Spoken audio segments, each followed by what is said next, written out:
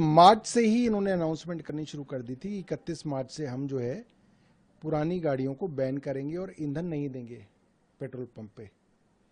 फिर उन्होंने उसकी मियाद बढ़ा के 30 जून पे ले आए।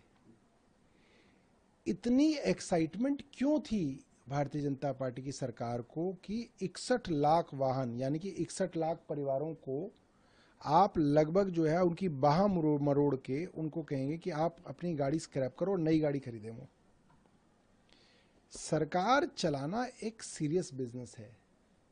इसको आप एक फुलेरा की पंचायत की तरह नहीं चला सकते हैं कि जब जो मन आ रहा है आप वो कर रहे हैं।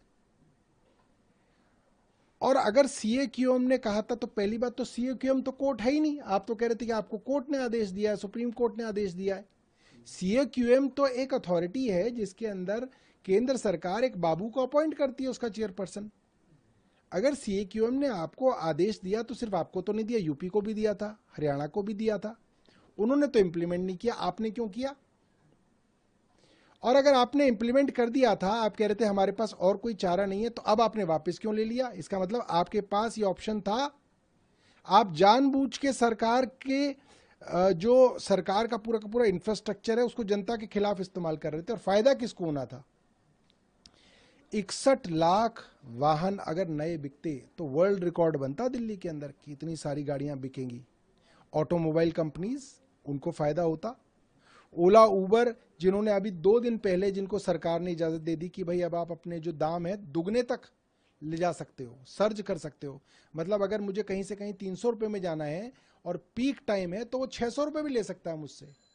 तो आपने खुल्लम खुल्ला लूट के जो है वो इंतजाम कर दिए थे। तो मैं दिल्ली की जनता को बहुत बधाई दूंगा और खास तौर पे भारतीय जनता पार्टी का समर्थक middle class, upper middle class के लोगों ने ट्विटर पे, एक्स पे, फेसबुक पे, इंस्टाग्राम पे इस तुगलकी फरमान की आलोचना की और खूब आलोचना की।